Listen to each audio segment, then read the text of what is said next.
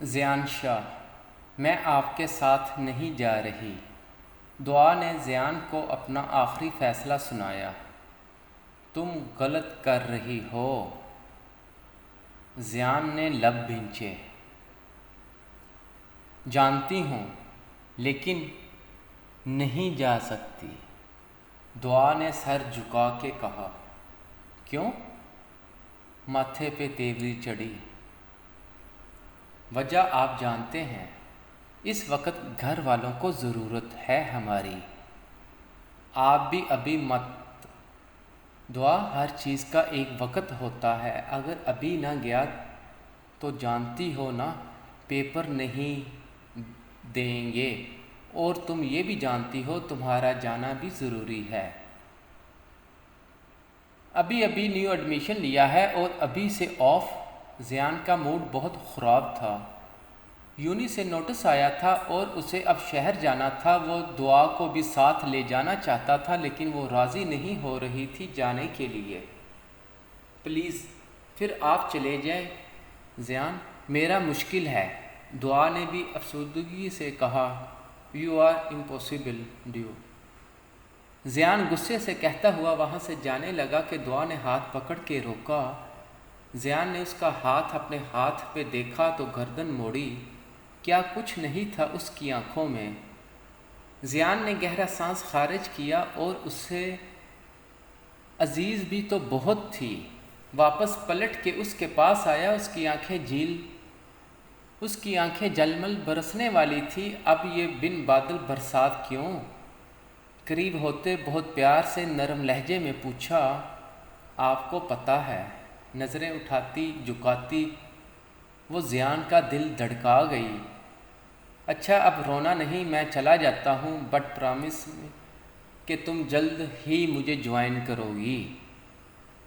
زیان نے مسکرا کے کہا تو وہ پرسکون ہوتی مسکرائی۔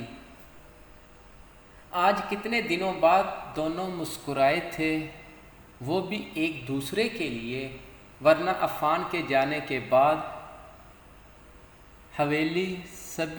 حویلی میں سبھی مسکرانا بھول ہی چکے تھے۔ ابھی آپ کی کلائی پہ یہ کیا ہوا؟ وہ جو مرہم لگا رہی تھی دعا کے آنے پہ چونکی۔ کچھ نہیں، بس گر گئی تھی۔ نظر چراتے ہوئے کہا۔ اوہ ہو، دیکھ کے چلنا چاہیے تھا نا۔ لائے میں لگا دوں؟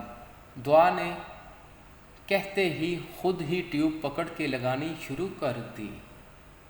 عین کے ذہن سے ابھی بھی فارس نہیں نکل رہا تھا اور نہ ہی اس کی باتیں۔ اپنا خیال رکھا کریں آپی، بہت پیار سے کہا۔ عین اٹھ کے کھڑکی کے پاس آ گئی۔ چاند پوری آب و تاب سے چمک رہا تھا اور عین کا دل بس ایک ہی تال پہ دھڑک رہا تھا۔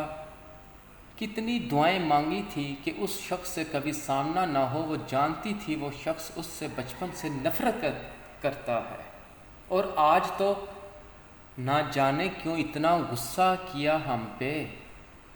ہم تو ان کے سامنے بھی نہیں آتے۔ یہ بھی ڈیول ہے، ابرار شاہ چھوٹا ڈیول، یہ بڑا ڈیول۔ منہ بنا کے وہ واپس اندر آ گئی، جبکہ ٹیرس پہ کھڑے فارس نے اس کا بھرپور نظروں سے جائزہ لیا، اور اس کے واپس اندر جانے پہ وہ بھی اندر آ گیا۔ کچھ لوگوں کے صرف چہرے معصوم ہوتے ہیں، اندر سے وہ اتنے ہی کینہ پرور اور گرے ہوئے ہوتے ہیں۔ اور نور العین فراز شاہ، تمہارا مکروہ چہرہ تو سب کے سامنے لانا ہی پڑے گا، اور بہت جلد وہ وقت آئے گا۔ دل ہی دل میں فارس نے پکارا اور پکا ارادہ کیا، لیکن ابھی اسے امریکہ جانا تھا، اپنا بزنس وائنڈ اپ کرنا تھا اور پھر ہمیشہ کے لیے واپس آنا تھا۔ الماس بیگم نے دل پہ پتھر رکھ کے اسے بھیج دیا، لیکن اس نے وعدہ کیا کہ وہ واپس لوٹے گا، تو بھابھی نے انکار کر دیا۔ کبیر شاہ نے سوچتے ہوئے دردانہ بیگم سے پوچھا، تو اور کیا کہہ رہی ہوں؟ اب بتائیں آگے کیا کرنا ہے؟ مطلب ابھی بھی آپ سوچیں گے؟ ابرار بنا دستک کے اندر داخل ہوا اور اس نے ساری بات بھی سن لی تھی۔ ابرار روم میں آنے سے پہلے کبیر شاہ نے ٹوکنا چاہا، بابا جان آپ جانتے ہیں سب عین میرے لیے ہے، میں آپ پھر بھی۔ ابرار شاہ نے خود پہ قابو کرنا مشکل ہو رہا تھا، وہ صرف اور صرف آپ کی ضد ہے بس اور کچھ نہیں۔ غصے سے اٹھے، اچھا تو آپ کے لیے کیا ہے یہ سب جو آپ کر رہے ہیں؟ ابرار نے بھی تیکھے انداز میں پوچھا۔ وہ سب چیزوں پہ کمپرومائز کر سکتا تھا سوائے نور العین کے۔ تم میرے بیٹے ہو کے مجھے یہ سب کہہ رہے ہو؟ کبیر شاہ غصے سے آگے بڑھے، اللہ کی پناہ آپ دونوں باپ بیٹا کیوں لڑنے لگے؟ بجائے حل نکالنے کے آپس میں الجھ رہے ہو۔ میں کرتا ہوں کچھ، لیکن اپنے بیٹے کو سمجھا لو، اپنے آپ پہ کنٹرول کرے ورنہ سب کیے کرائے پہ پانی پھیر دے گا۔ غصہ ضبط کرتے وہ بولے اور باہر نکل گئے۔ امی دیکھ رہے ہیں آپ، وعدہ کیا تھا آپ نے اور بابا نے۔ ابرار نروٹھے پن سے بولا، بیٹا آپ کے بابا نے کہا ہے نا تو پورا کریں گے وعدہ، بس آپ خود پہ قابو رکھو۔ دردانہ بیگم نے سمجھایا تو وہ لب بھینچ کے رہ گیا۔ کیسے دن گزرے پتہ ہی نہ چلا۔ آج عفان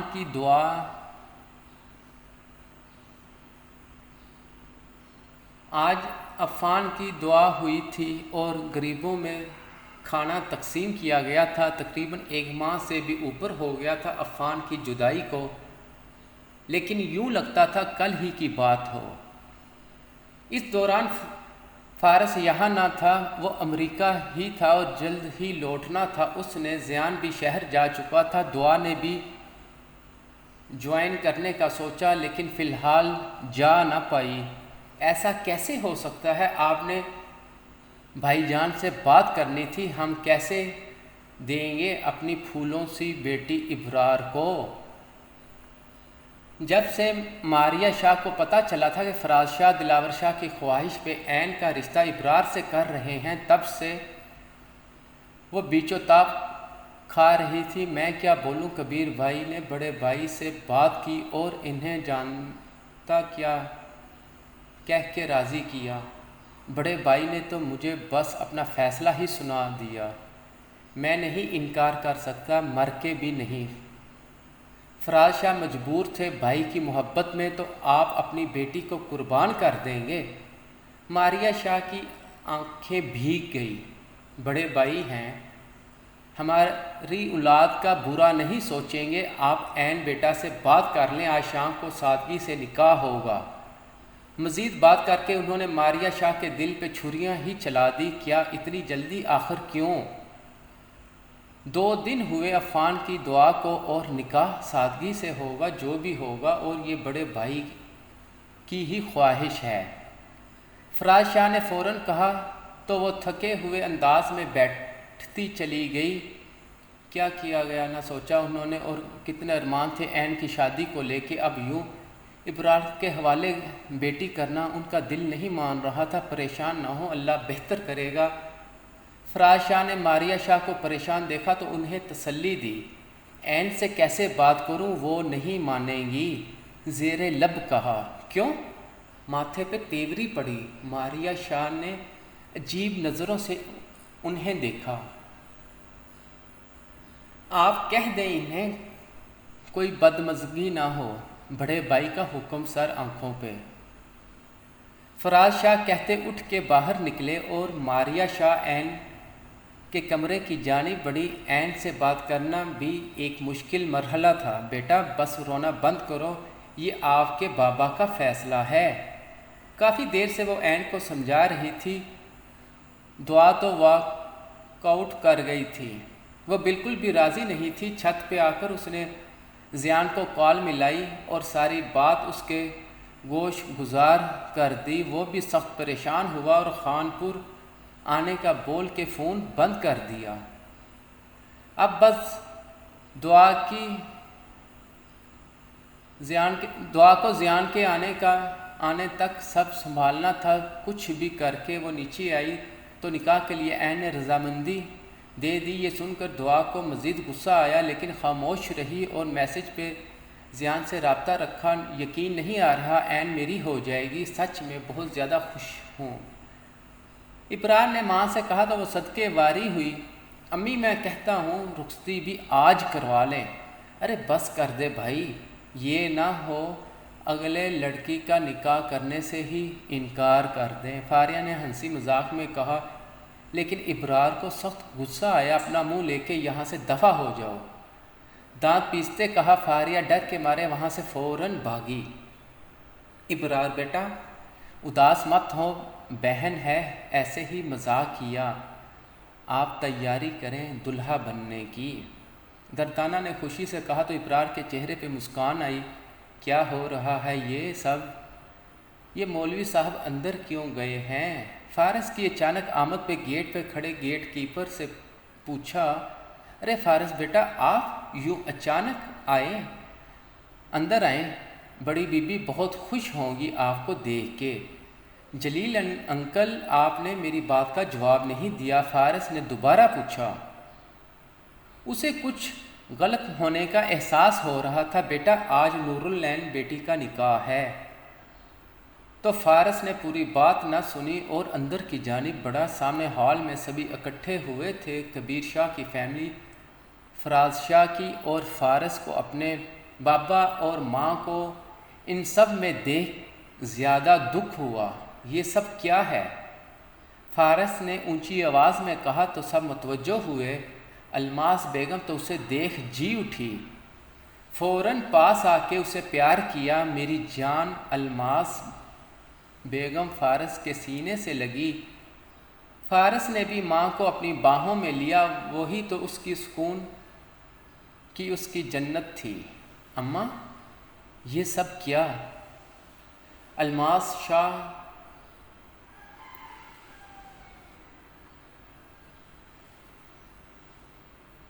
شاہ سے ہی پوچھ لیا، جب کہ باقی سب خاموش رہے۔ عین کا نکاح ہے بیٹا ابرار سے۔ کس نے کیا یہ فیصلہ؟ فارس کا خود پہ سے آپا کھونے لگا۔ فارس بیٹا آپ کو کوئی اعتراض ہے کیا؟ دلاور شاہ کی چھٹی حس نے انہیں خبردار کیا، نہیں، نکاح سے کوئی مسئلہ نہیں، لیکن نور العین کا نکاح مجھ سے ہوگا، فارس شاہ سے۔ حال میں فارس کی آواز گونجی تو سبھی ایک لمحے کو چپ ہو گئے۔ فارس بیٹا آپ؟ فراز شاہ نے فارس کے قریب آتے اس سے کچھ کہنا چاہا، لیکن الفاظ نے ساتھ نہ دیا۔ کیا آپ مجھ پہ بھروسہ نہیں کرتے؟ بہت مان سے پوچھا۔ فراز شاہ کی آنکھیں بھیگ گئی۔ انہوں نے افغان اور فارس کے بیچ کبھی فرق نہ کیا تھا۔ فراز شاہ نے فارس کے کندھے پہ ہاتھ رکھا، اسے اپنے ساتھ ہونے کا یقین دلایا۔ جہاں الماس بیگم خوش ہوئی، وہیں کبیر شاہ اور اس کی فیملی آگ بگولا ہو گئے۔ ایسا کیسے ممکن ہے؟ عین کی بات ابرار سے طے ہو گئی ہے، دردانہ بیگم نے تیز لہجے میں کہا۔ فارس نے ایک گوری سے انہیں نوازا اور اپنے باپ کی طرف قدم بڑھائے۔ بابا جان، میں نور العین سے نکاح کرنا چاہتا ہوں، آج ابھی اسی وقت۔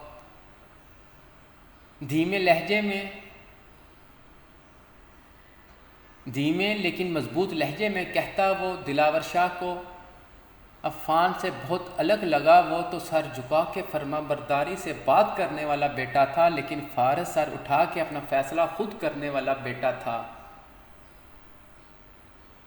انہوں نے ایک جنون دیکھا۔ فارس کی آنکھوں میں وہ جنون کیسا تھا وہ سمجھ نہ پائے، لیکن انہیں فارس کے فیصلے سے خوشی ہوئی، کیونکہ وہ بھی تو یہی چاہتے تھے، لیکن فارس پہ اپنا فیصلہ تھوپنا نہیں چاہتے تھے، اس لیے خاموش تھے، اور کبیر شاہ کی بات ماننے کے علاوہ ان کے پاس کوئی اور راستہ نہ تھا۔